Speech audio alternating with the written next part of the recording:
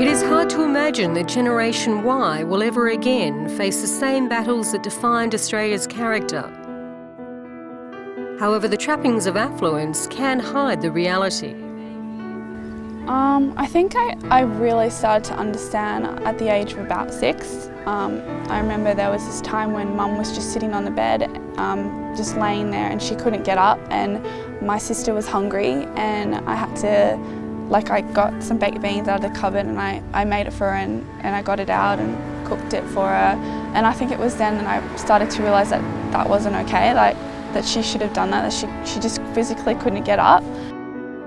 Often branded as the self-obsessed me generation, with little to worry about. The truth is that young people are not immune to trauma, and on occasion, from the very people expected to protect them. Because we'd come home and she'd have her wrist just out on the side and just be using just a butter knife just to cut her. And we'd ask her why do you have to do that? And she'd say it makes me feel better. Sadly, an estimated 1 million Australian children are coping with the confusion, anxiety and instability that a parent with a mental illness can cause. I remember Mum screaming, call the police, and we were young at that stage as well, and it was like watching it through a screen. It was so surreal. I was so scared, I didn't know what was going on, and I remember when we got into the building they were giving us these plush toys to make us feel better, and I didn't want any of that. I just wanted my mum. I just wanted to know what was going on, and I wanted to be back in that house, just my mum holding me. The love of even the most devoted children can be tested when young people are forced to become carers of their parents or de facto guardians of brothers or sisters. I remember we were sleeping in my auntie's and uncle's bed, and we were watching Mary Poppins, and I remember Alicia telling me that she feels safe, and it was then that I realised that something was wrong, that I wasn't okay with this, and so yeah. In the absence of a normal life that most teenagers take for granted, an estimated 300,000 children of parents with a mental illness experience mental illness themselves. The look on my mum's face, she doesn't cry. She doesn't cry at all, and that was heart-wrenching. Just sobbing, just heart-wrenching sobs. And I didn't know how to comfort her because there was nothing I could do, I didn't have a choice. And I know now that it was for the best, but I felt like I was letting her down. And the only thing I could do was give her a hug and say it was okay, that I'd be okay, and that she'd be okay. Yeah. Of even more concern, World Health Organization figures show that by 2030, depression will be the biggest cause of disease in the Western world. In recognition of this, the Novus Foundation 2013 appeal is supporting the Ku-ring-gai Youth Development Service.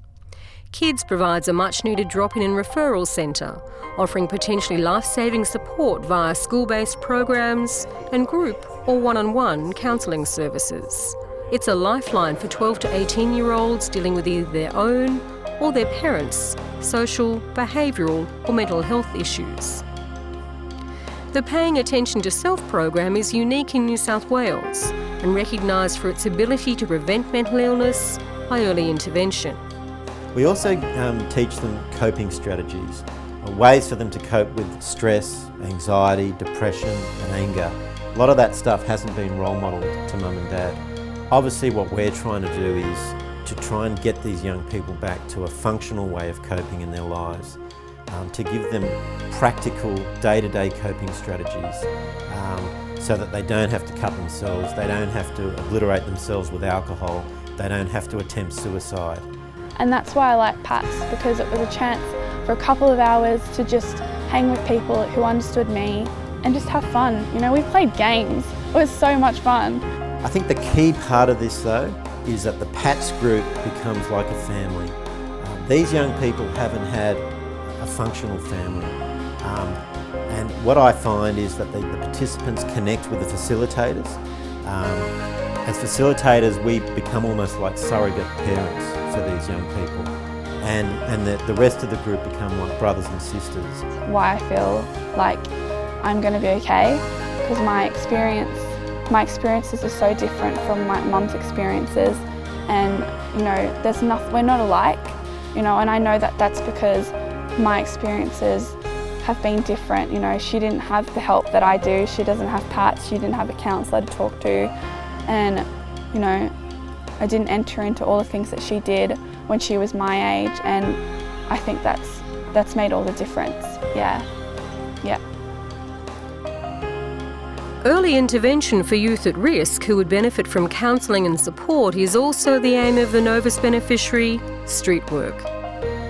Turning young lives around, Street Work establishes a presence on the streets to build relationships with young people alienated from education and family and lacking direction.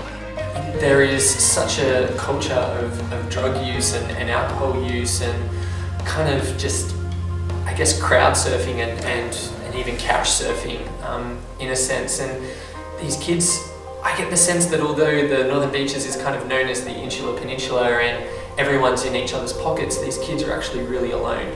I've had phone calls at 2 in the morning. I've had 11-year-olds tell me about how they've gotten their girlfriends pregnant.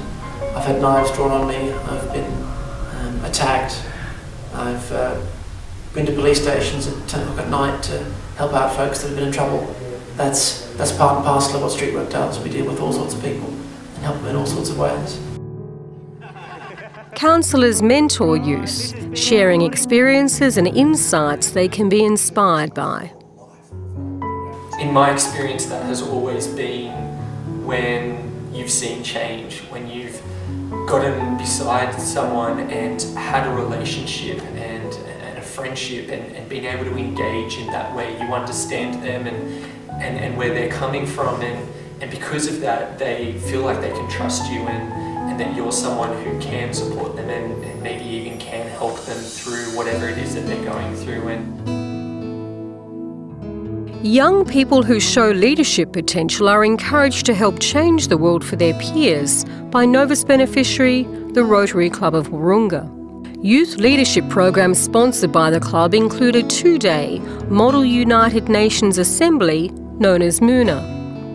Moona brings together Year 10 to Year 12 students from schools across Sydney, offering an opportunity for youth teams to learn about, debate and vote on global issues from the perspective of various countries across the world.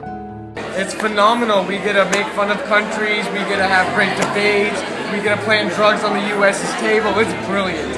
Lots of corruption, lots of diplomacy. Public speaking, yep. Communication, confidence.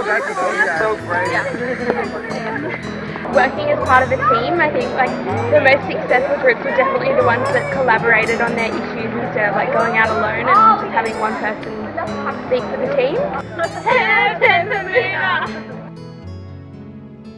Even more empowering is the work of Novus beneficiary Gift of Sight. Gift of Sight is part of HealthCare Outreach, an initiative of Sydney Adventist Hospital. Working in disadvantaged third world countries, medical and nursing teams volunteer their time and expertise to provide free medical and surgical services. They also train local professionals to become self-sufficient.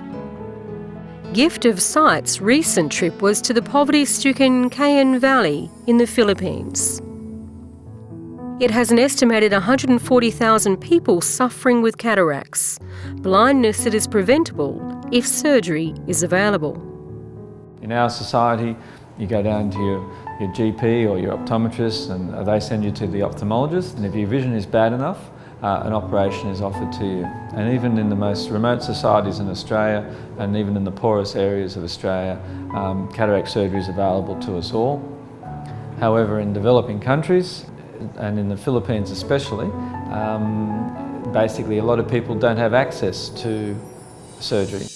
One of the aims of Gift of Sight is to break the cycle of poverty by releasing children from the burden of caring for blind parents. Equally important, it also restores the sight of afflicted children. a small percentage of cataracts do occur in young children, and often even if they can see reasonably well in the first few years, often the lens basically doesn't last the distance, and they can go blind even in childhood. Without the Gift of Sight program, the future for youth like 12-year-old Herbie is bleak. Blind in the right eye since 3 and the left eye since 5, the inability to access cataract surgery would condemn him to a life of reliance on others. So for the last 7 years, Herbie's been totally blind, and we were able to give him the best birthday present we possibly could by operating on his left cataract the other day. And we were able to take the dressing down that night, and he was able to see his mother and, for the first time in 7 years. And when we seen the next morning and gave him a large basketball as a present, he was smiling and beaming and laughing like a little 12-year-old boy should be.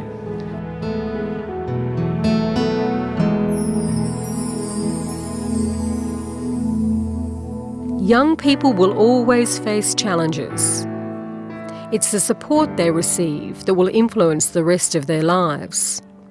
We've gone through so much together, and, you know, I still love her, you know. I don't blame her for what's happened, and I know that she blames herself, and, you know, I have to deal with the fact of having watched her the way she is, but she's had to deal with the fact that she's done what she's done.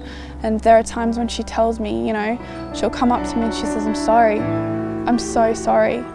And, you know, I say it's okay, because that's all you can do, you know. I love her so much, and I wouldn't change her for the world. If I had to make a decision between no illness or an illness, then I'd pick the illness, because it doesn't matter that she has a mental illness, she's still my mum. Yeah.